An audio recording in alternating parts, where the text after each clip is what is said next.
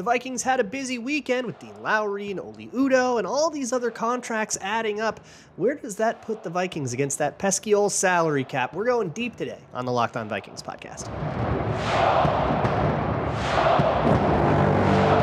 You like that on 3, 1, 2, 3, you like it! You are Locked On Vikings, your daily Minnesota Vikings podcast. Part of the Locked On Podcast Network, your team every day.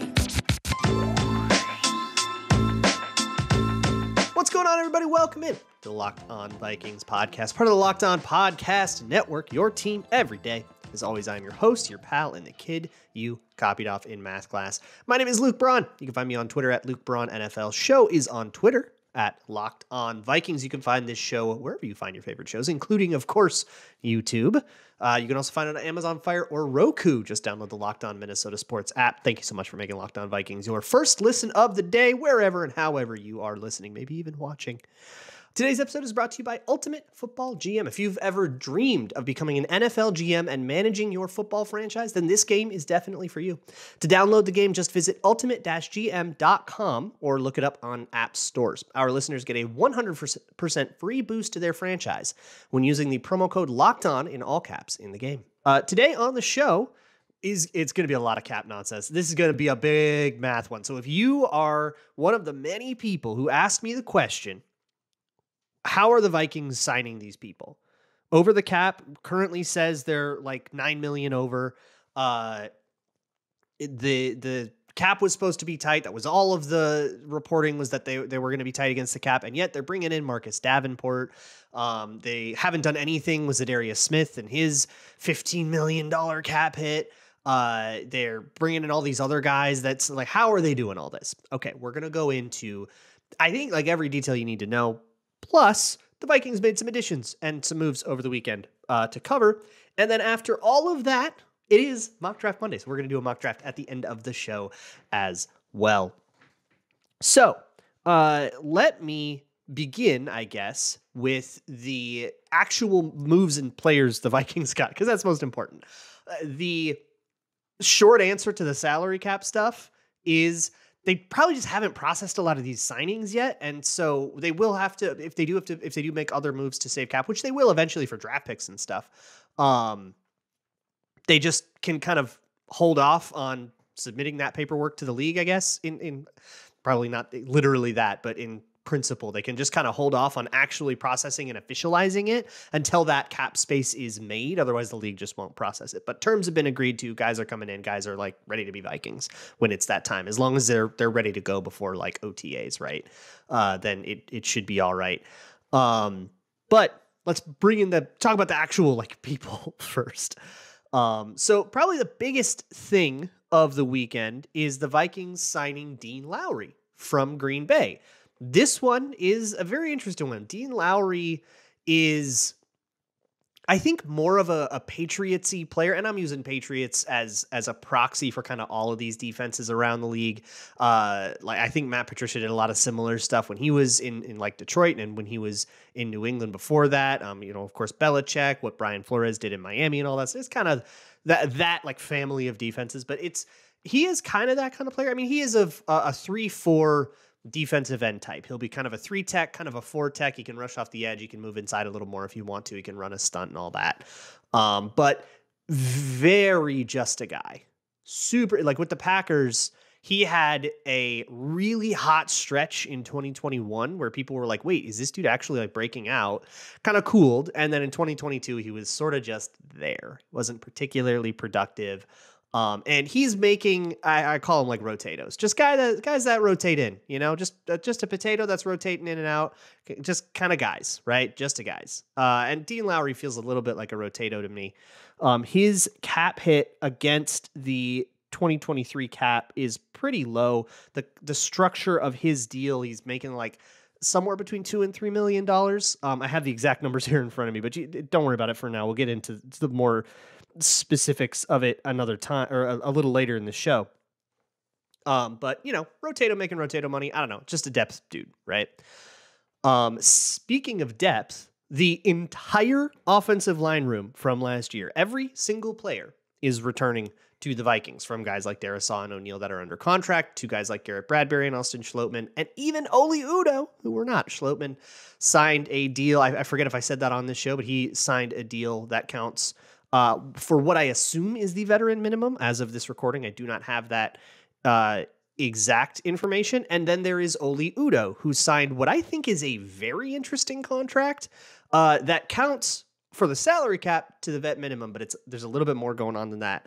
That gets super, super deep into some CBA stuff that nobody ever pays attention to and that nobody really needs to pay attention to, but we're going to talk about it because I want to make sure that you're informed on exactly how the Vikings are getting away with all this. But it is a $2.58 million value for Oli Udoh, but I think it counts for less on the cap. Stay tuned for how I think that works. Also, some guys signed officially, and we got some other details. So we got details on the Jordan Hicks pay cut. He had agreed to a pay cut a while ago, but we didn't know what the details were. It's finally been reported. He took a $1.5 million pay cut. So his cap hit is now an even $5 million. It was $6.5 million. He took off a couple of $100,000 of roster bonus and then like $1.2 million of salary or something like that. So $1.5 million of or $300K in roster bonus, I guess. Or per game bonus, one of those. Doesn't matter. It's gone. So that is how that counts now. They could have asked him to take a lot less of a pay cut, and they didn't agree to that. There was more room in that contract to cut, and they did not cut all of it. So take that for whatever you will in terms of trying to suss out exactly how the Vikings value Jordan Hicks. Also, Josh Oliver and Byron Murphy had officially signed their deals with a press conference and all that stuff. You probably saw that on social media. And Marcus Davenport, last we talked, they were still like quote unquote working out details and people were freaking out about it. He signed his deal, whatever that was, got worked out. That is, again, I reiterate, that is not that weird. You announce the deal. You say, yeah, we're gonna get this done. Everybody can report it. We can announce it. This will get done. But hey, there's this weird offset thing, or there's this weird. Can we like make sure we have everything? All of our I's dotted and T's crossed on this incentive thing or whatever. And you're just kind of hammering out random stuff with the contract, and it's just a matter of we just need to spend a couple more days to make sure everything's squared away here. So that was reported, and the details were reported, and his cap hit for 2023 is less than $6 million. It's like 5 and change. So I think just a little less than 6, it's like 5.9 something.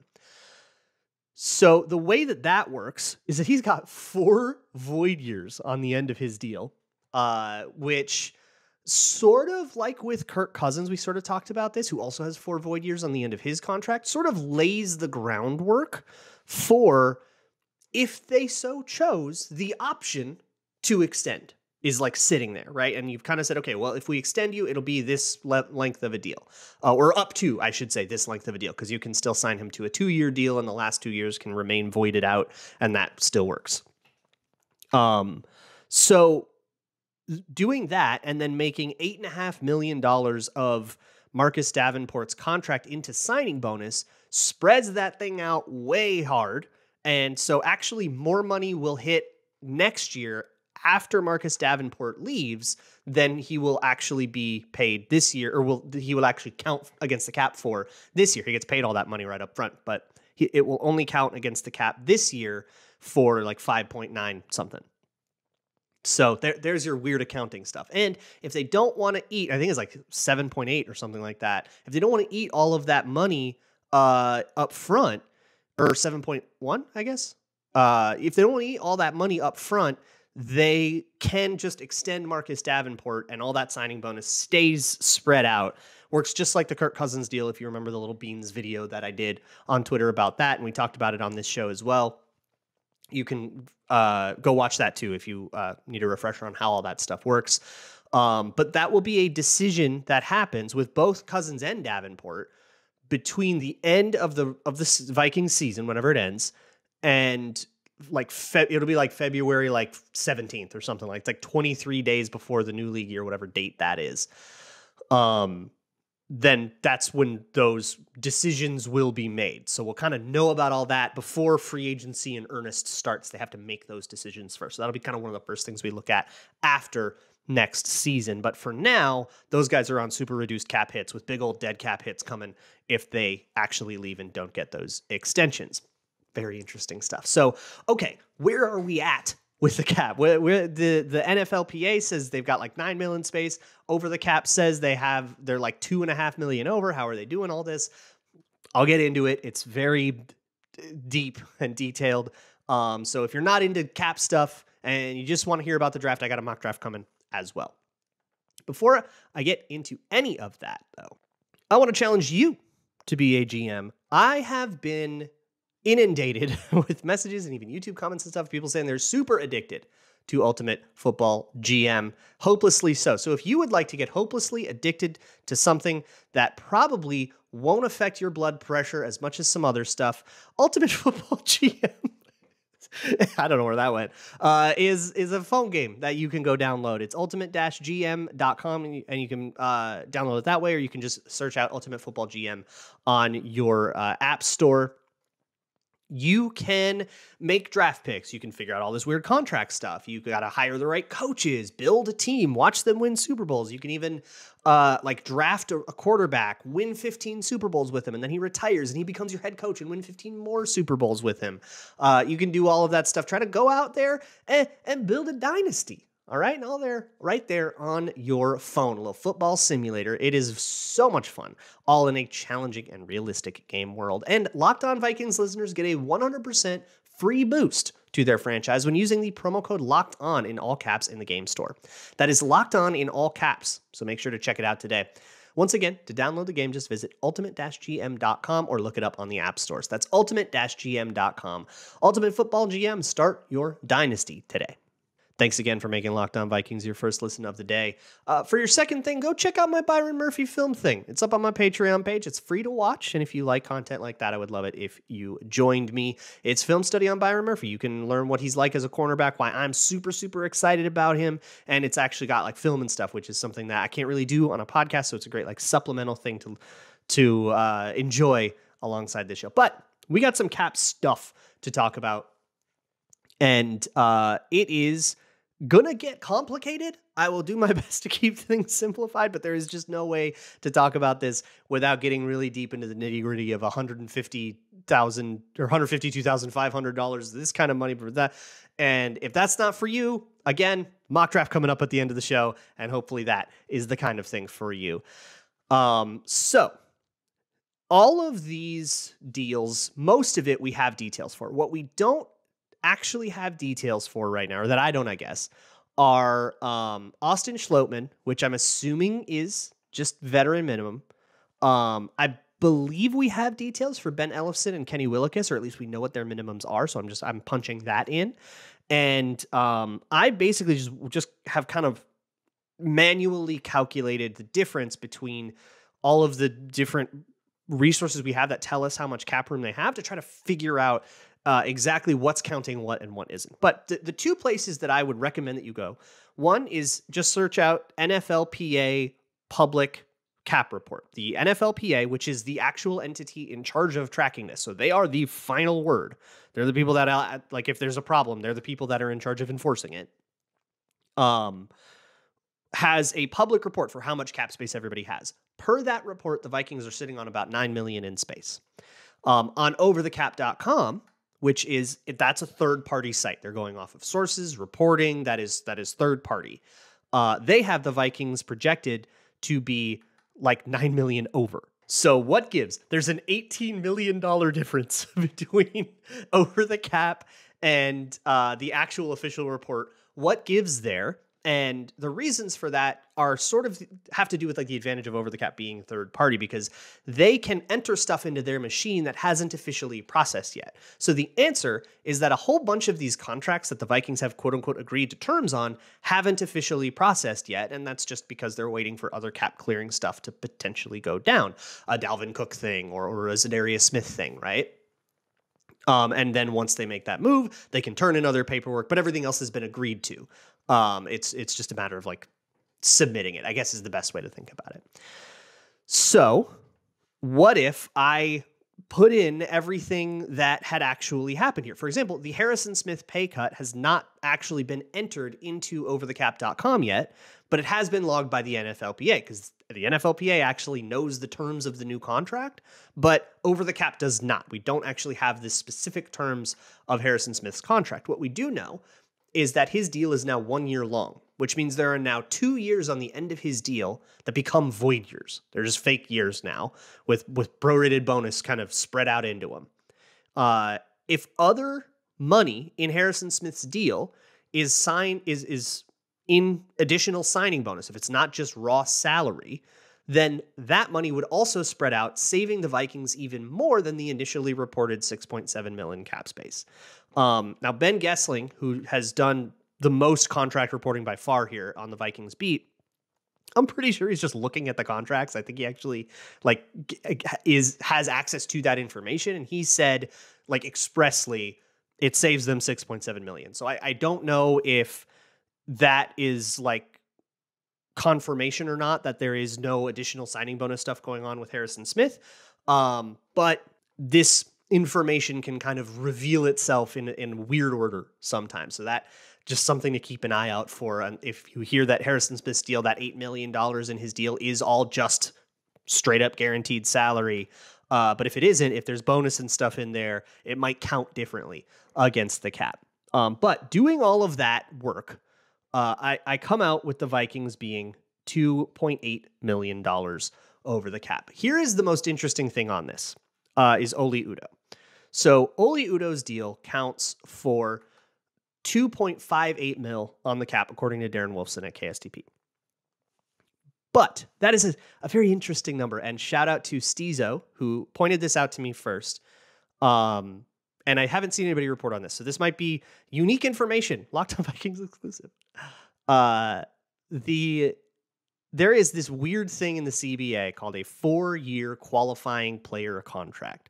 This is going to get really deep, y'all. All right, buckle up. A 4-year qualifying contract. So that is a special kind of contract that only applies or is only available if that player has been on your squad for 4 seasons and that was uninterrupted. He never got cut, never got bounced down to the practice squad, any of that stuff, which is Oli Udoh.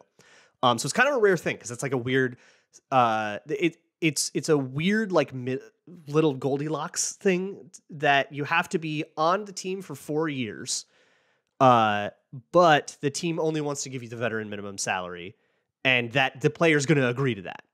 And what you can do in that situation is you can actually give them a whole bunch more money that counts as a quote unquote player benefit, and player benefits are dope because they don't count against the cap. So the Vikings, I think, I am totally guessing here. This is not a report. This is just, that's a suspicious number that actually perfectly adds up for this. I think the Vikings are giving Oli Udoh more money by using this little clause of the contract than he will actually count for on the salary cap. I think Oli Udoh will count for the veteran minimum on the salary cap, which is $1.08 million for him, I think, if I am looking at my notes right.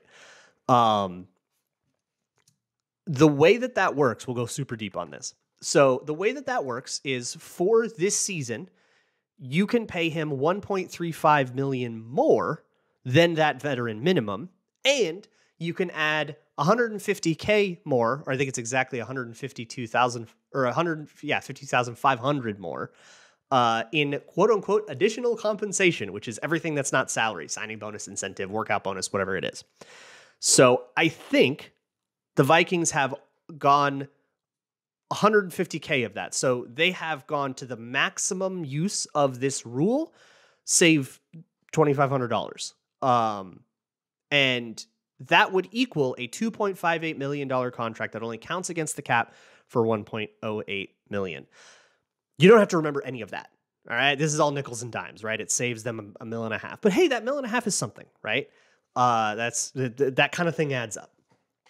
So there you go. Now you know. Again, this is a total guess, but if it comes out and it's not even logged on Over the Cap because we don't have Oli Udoh's contract details yet. So when that is reported, keep an eye out for anything revolving around that 4-year qualifying contract deal. And what's cool about this is actually if the two players agree, you can actually do this again next year. Somebody on one of these 4-year qualifying contracts can actually sign another one, assuming Oli Udo, again, is satisfied making $2.58 million, or the numbers will increase a little bit next year because this number, like the whatever it has to be and what the minimums are and stuff, scale up every year as the salary cap scales up. So they can actually go ahead and do this again if they wanted to, and if Oli Udo agrees to it. So with that, assuming a veteran minimum for Austin Schlottmann, which we don't know that yet, but I guess I'll just throw that out as a guess, and assuming Harrison Smith has an $8 million cap or an $8 million salary this year, which would put him at a cap hit of like $12.5 million. So assuming all of that, and that there's no funny business with signing bonus, and that the incentives in his contract are not likely to be earned, which means they don't count against the cap yet. That would put them about $2.8 million over the cap if everything processed today. So that means that they have to make more cap before they can process all of the transactions that they have agreed to. Okay, so there's a couple ways that could play out.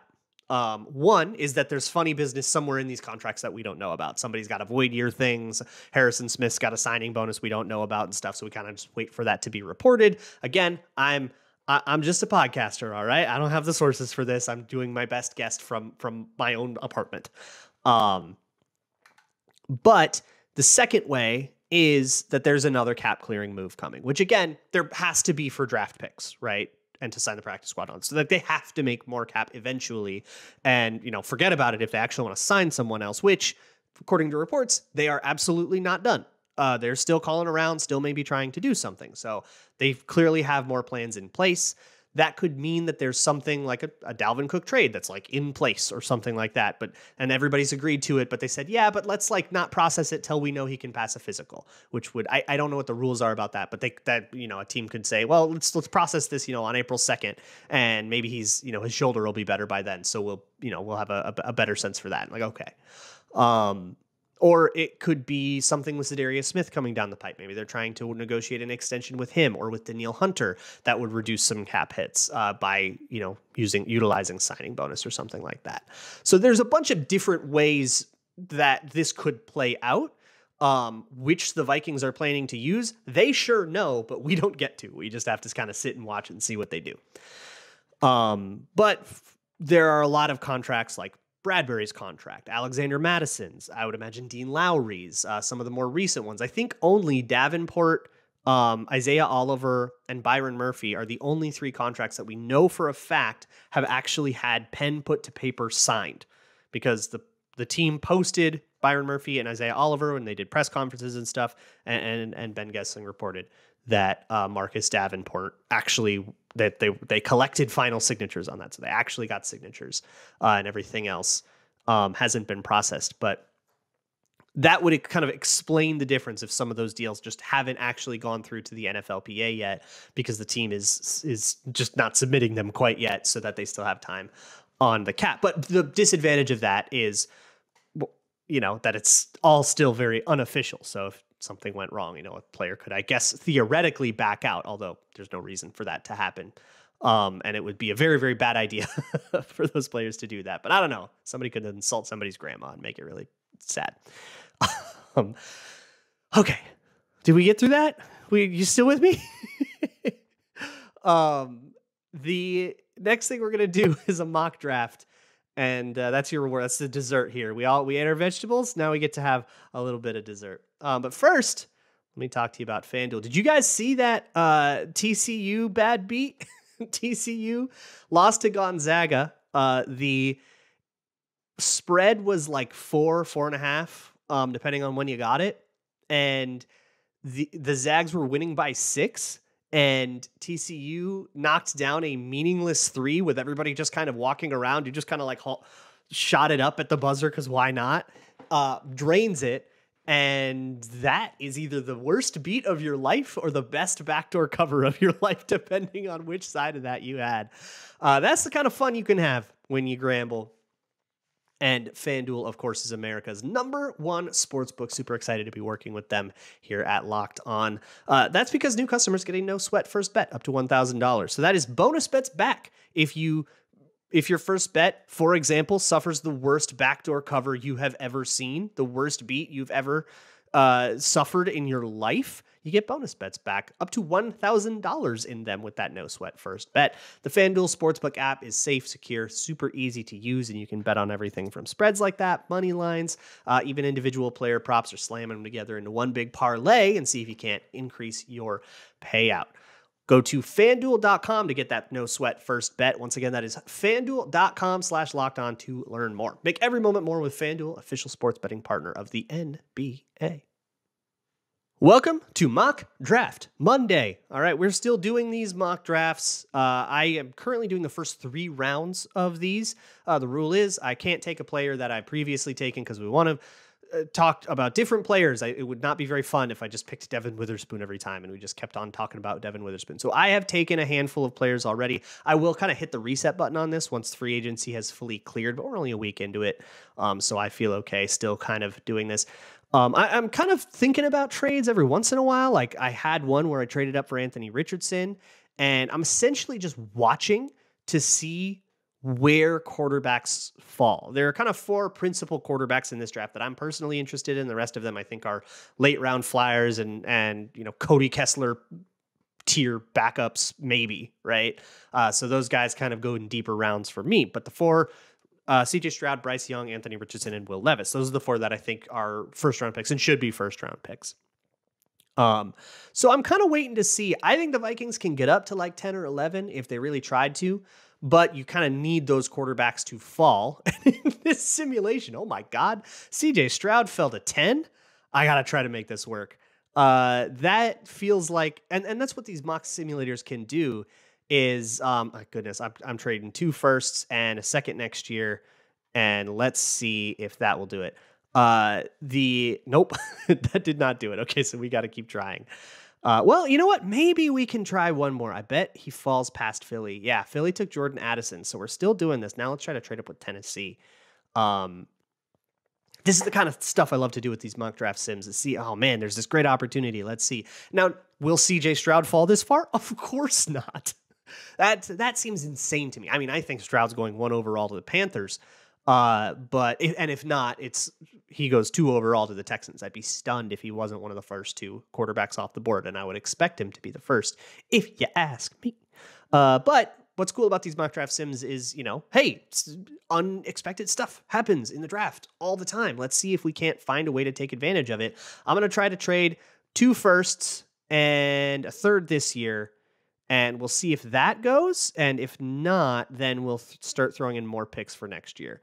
Trade has been accepted. Let's go. All right. So I traded first round pick this year and pick number 87 and a first round pick next year. But I got CJ Stroud, y'all. That is awesome. That is my QB1 of this draft. And I know that that's a controversial topic between him and Bryce Young, but boy, I get to talk about CJ Stroud. This is the most pro-ready QB, I think, in the draft. I think he's the most polished one. I think he's the one with the most consistent accuracy. And well, no, I think Bryce Young has more consistent accuracy if I remember, but I think Stroud is the most consistent quarterback on the whole, I guess is what I would call it. And I think the thing that makes people put Bryce Young over Stroud, who's not far behind Stroud in any of these matters, he's just short, which is something, but it doesn't bug me too bad. The reason I have Stroud over him is because I think Bryce Young didn't get a lot of help. And I know it's Bama, right? And of course, Bama's always the #1 program, but a lot of that's on defense. And I think he might have taken on, look, he has some pocket stuff that is awesome. And what's great about Bryce Young is that he doesn't drop his eyes as much as somebody like Justin Fields does, right? And that's the thing that bugs me the most about Fields is that when he feels any pressure, he'll drop his eyes, he'll run. Levis is a little bit like that too, a little. But he's not scrambling to buy more time. It becomes, I'm scrambling to get yards. This is now a busted play and I'm just playing rugby. Bryce Young not only does he keep his eyes up, but he wants to save the pocket. He doesn't want to bail on the pocket. That's very cool. But Stroud has that as well. He's got that pocket movement, and I think everything was just a little bit easier for him to keep on schedule, even against some of the more elite defenses on Ohio State's schedule. And as much as like he doesn't have the bazooka that Anthony Richardson or Will Levis has, that arm strength is still very good. And you can see him make, long go balls from the opposite hash. And that's harder in college because the hashes are wider than it is in the pros. And he can still hit that ball. That to me, that go ball down the opposite sideline is kind of the litmus test. Like, okay, if you can hit that, everything else is easier than that. That's the hardest throw that you're going to have to make in college. That's, it requires a lot of touch. It requires a lot of precision. It's just a lot of horizontal space. It's a lot of vertical space, right? Like that's just like maximum hard on everything. And he can hit those and with some regularity. So I'm really happy there. And then where that puts you is, okay, we've got CJ Stroud. Personally, I don't think CJ Stroud needs a year, which is why I'm stunned that he fell. But hey, screw it. He fell in the sim, and the simulation is kind of designed to give you a weird one every once in a while. So let's think about what we would do if CJ Stroud was there at 11. Oh my God, I'm selling the farm. And I feel great about it. No, I did not get anybody else in number two in round 2 or round 3, and I do not care. I got my QB of the future. We let Kirk Cousins walk next year. If we have cap problems, we can do some really cheeky stuff with his dead cap. We can sign him to a fake contract, and of course he's got to agree to play ball with us on this, but it doesn't affect him in any way, so I can't imagine any reason why he wouldn't.